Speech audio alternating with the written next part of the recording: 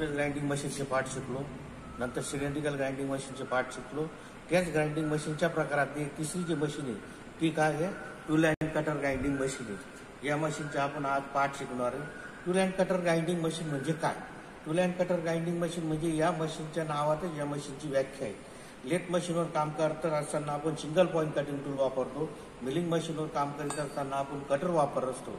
Single point cutting tool आणि cutter मशीनवर operation करून काम यांच्या पॉईंटची झीज होत असते. कटरचे दाते बोटत होत असतात. ते काम करण्यात अकार्यक्षम होत असतात.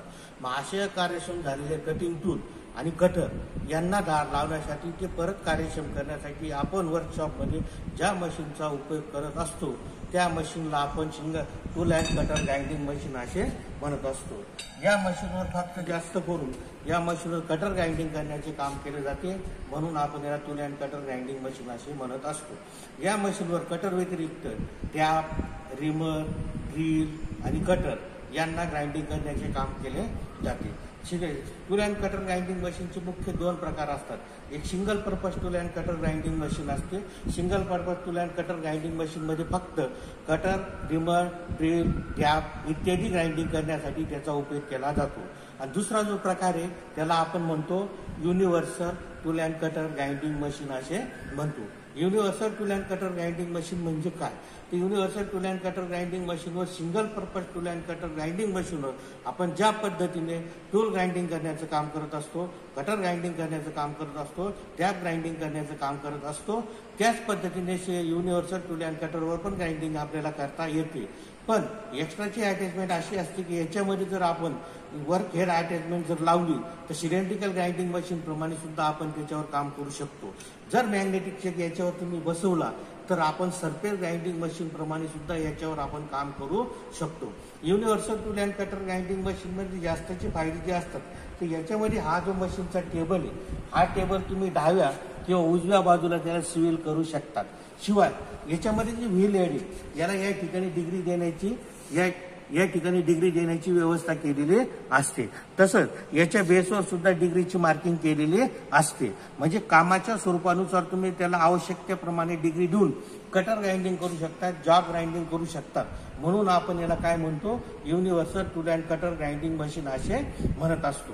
आता आपण सगळ्यात मशीनवर काम करीत असताना आपल्याला त्या मशीनचे पार्ट माहिती असणं आवश्यक असतं.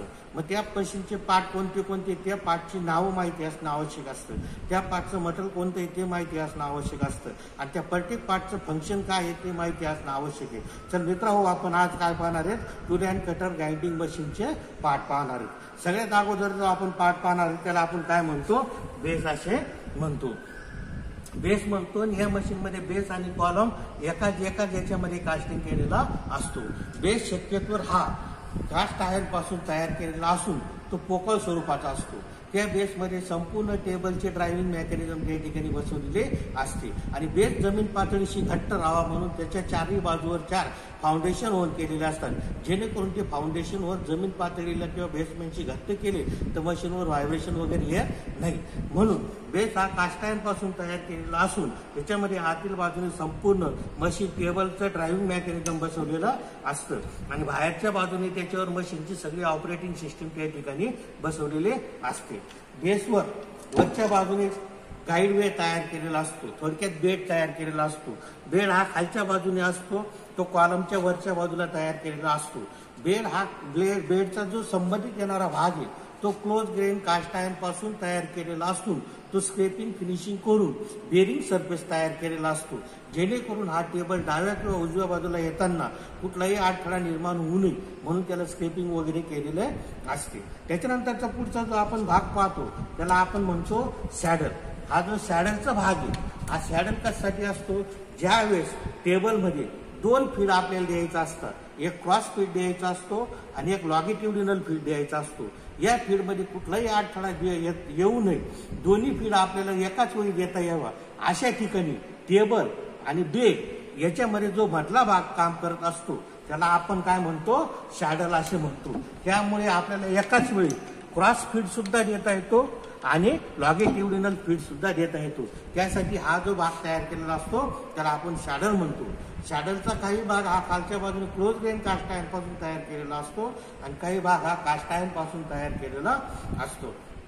त्याच्यानंतर वरचा जो भाग आहे याला आपण काय म्हणतो, टेबल असे म्हणतो. हा जो हलणारा भाग दिसतो याला आपण टेबल म्हणतो. टेबलचा हा जो भाग आहे हा कास्ट आयर्न पासून तयार केलेला असतो आणि संबंधित येणारा जो भाग आहे हा क्लोज ग्रेन कास्ट आयर्न पासून तयार केलेला असतो. हा याच्यावर व्ही गाळा तयार केलेला असतो आणि एक टी स्लॉट तयार केलेला असतो. व्ही गाळा तयार केलेला असतो आणि एक टी स्लॉट तयार केलेला असतो. या टी स्लॉटचा उपयोग आवश्यकतेनुसार मॅग्नेटिक चेक किंवा टेबल, मॅग्नेटिक चेक किंवा जॉब या ठिकाणी फिट करण्यासाठी याचा उपयोग केला जातो. याच्यावर मॅग्नेटिक चेक सुद्धा फिट करता येतो. या ठिकाणी वर्क अटॅचमेंट सुद्धा फिट करता येते. आवश्यकतेनुसार बिटवीन सेंटरमध्ये जॉब धरताना किंवा कटर ग्राइंडिंग करताना या ठिकाणी एक टेलर स्टॉक लावून बिटवीन सेंटरमध्ये जॉब सुद्धा आपण टेबलावर पकडू शकतो. मग पहिला पार्ट जो पाहिला आपण बेस पाहिला, नंतर आपण बेड पाहिला, बेड नंतर आपण शॅडल पाहिला आणि त्याच्यानंतर आपण पाहिला तो टेबल पाहिला. आता याच्यातला जो महत्वाचा आणि मुख्य भाग आहे तो आपण आता पाहणार आहे. त्याला आपण म्हणतो व्ही लेड असे म्हणतो. व्ही लेड मध्ये एक स्पिंडल बसवलेला असतो. स्पिंडल हा डबल एंडेड असतो. याला या बाजून सुद्धा व्हील बसवलेला असतं आणि या बाजून सुद्धा एक व्हील बसवलेलं असतं. म्हणजे याला दोन्ही बाजूला व्हील बसवलेला असल्यामुळे याला डबल एंडेड स्पिंडल असे म्हणतात. आवश्यकतेनुसार या ठिकाणी एका बाजूने एक व्हील बसवता येतं, दुसऱ्या बाजूने दुसरं व्हील बसवता येतं. या व्हील हेडमध्ये एक मोटर असते. मोटरच्या सहाय्याने मोटर आणि पुली आणि बेल्टच्या सहाय्याने या ठिकाणी या स्पिंडलला अशी गती दिलेली असते. आता ही universal tool and cutter grinding असल्यामुळे या ठिकाणी हे जे व्हील हेड आहे याला अशा पद्धतीने सुद्धा डिग्री देता येते. त्याच्यानंतर या अशा पद्धतीने सुद्धा त्या ठिकाणी डिग्री देता येते. म्हणजे आपल्याला प्लेन कटर ग्राइंडिंग करता येतं, युनिव्हर्सल कटर ग्राइंडिंग सुद्धा करता येतं.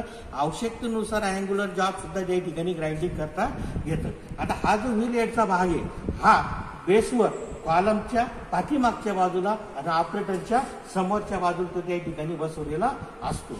याला व्हील हेड असे म्हणतात. या ठिकाणी डेप्थ ऑफ कट देण्यासाठी, अप अँड डाऊन फिट देण्यासाठी या ठिकाणी हँडल बसवलेलं असतं. त्याच्यानंतर मशीनमध्ये दोन एक्स्ट्राचे एक अटॅचमेंट असते. त्याच्यामध्ये एक अटॅचमेंट असते की मोटर अटॅचमेंट असते. मोटर अटॅचमेंट म्हणजे व्हील हेड सारखीच एक सेपरेट अटॅचमेंट या ठिकाणी बसवलेले असते आणि त्याच्यामध्ये तुम्ही चेक पकडू शकता, शंटर पकडू शकता आणि ते वर खेळला स्वतःची गती त्या ठिकाणी असते. त्याला वर खेळला स्वतःची गती असल्यामुळे, मोटर असल्यामुळे या ठिकाणी छोटे छोटे आकाराचे छोटे जॉब सिलेंड्रिकल ग्राइंडिंग प्रमाणे तुम्ही छोटे जॉब सुद्धा या ठिकाणी ग्राइंडिंग करू शकता. या ठिकाणी तुम्ही जर मॅग्नेटिक चेक फिट केला तर सरफेस ग्राइंडिंग प्रमाणे छोटे सरफेस ग्राइंडिंग सारखे छोटे ऑपरेशन सुद्धा तुम्ही या मशीनवर करू शकता. म्हणजे मोटर अटॅचमेंट लावली तर सिलेंड्रिकल ग्राइंडिंग प्रमाणे जॉब करू शकतात आणि मॅग्नेटिक चेक जर तुम्ही याच्यावर बसवला तर तुम्ही सरफेस ग्राइंडिंग सारखे सुद्धा ऑपरेशन करू शकतात. या ठिकाणी ही tool and cutter grinding machine आहे. त्याच्यानंतर याच्यामध्ये एक एक्स्ट्राची अटॅचमेंट दिलेली असते ती कुलंट अटॅचमेंट असते. कुलंट अटॅचमेंट ही बेसमध्ये पाठीमागच्या बाजूने बसवलेले असते. आवश्यकतेनुसार जर जास्त मोठे कट घ्यायची वेळ आली, कुलंटची व्यवस्था करायची आली तर ह्या पाईप मार्फत इकडून ह्या पाईप मार्फत या ठिकाणी तुम्ही कुलंट देण्याची सुद्धा त्या ठिकाणी व्यवस्था आपल्याला करता येते. मग या ठिकाणी आपण जे पाहिलं ती काय आहे, tool and cutter grinding machine. काही टेबलाला या ठिकाणी या जो टेबल आहे याला सिव्हिल सुद्धा त्या ठिकाणी करता येते. हेलिकल कटर ग्राइंडिंग करायची असेल अशा वेळेस तुम्ही याला उपयोग या ठिकाणी टेबलाला डिग्री सुद्धा त्या ठिकाणी देता येऊ शकते. आज आपण जे शिकलो ते काय शिकलो आपण, टूल अँड कटर ग्राइंडिंग मशीनचे पार्ट शिकलो. टूल अँड कटर ग्राइंडिंग मशीनची आपण व्याख्या शिकलो. परत एकदा मशीनची व्याख्या तुम्ही लक्षात आणून घ्या. या मशीनवर मुख्य करून सिंगल पॉइंट कटिंग टूल आणि कटर ग्राइंडिंग करण्याचं काम केलं जात असल्यामुळे या मशीनला आपण tool and cutter grinding machine असे म्हणतो. या मशीनवर आपल्याला universal tool and cutter grinding machine असेल तर मोटर अटॅचमेंट लावली तर सिलेंड्रिकल ग्राइंडिंग प्रमाणे सुद्धा काम करता येते. मॅग्नेटिक चेक लावला तर तुमचे सरफेस ग्राइंडिंग प्रमाणे सुद्धा छोटे काम करता येतात आणि मुख्य काम त्याचं कटर आणि टूल ग्राइंडिंग करण्याचं असल्यामुळे याला tool and cutter grinding machine असे सुद्धा म्हणतात. थोडक्यात माहितीसाठी आपण या मशीनची थोडक्यात आकृती सुद्धा पाहू शकतो, जेणेकरून तुम्हाला याच्या पार्टचे नावं आवश्यकता पडल्यास तुम्ही ज्यावेळेस प्रत्येक वेळेस व्हिडिओ पाहिला तर शेवटी या मशीनचं निरीक्षण करून तुम्ही त्या ठिकाणी मशीनचे पार्ट आवर्जून आणि व्यवस्थित नीटनेटके पाहू शकतात. या ठिकाणी हे मशीनचे पार्ट मी तुम्हाला दाखवत आहे. त्या ठिकाणी मशीनची आकृती आहे, मशीनच्या पार्टचे नावं आहेत आणि प्रत्येक पार्टचं काय ते त्या ठिकाणी फंक्शन सुद्धा दिलेलं आहे. या ठिकाणी नीट निरीक्षण करा आणि ती आकृती नीट पाहून घ्या. व्हिडिओमध्ये सुद्धा मी तुम्हाला आकृती दाखवलेली आहे, तरी तुमच्या माहितीसाठी एक्स्ट्राची माहितीसाठी म्हणून मी तुम्हाला फिगर दाखवत आहे.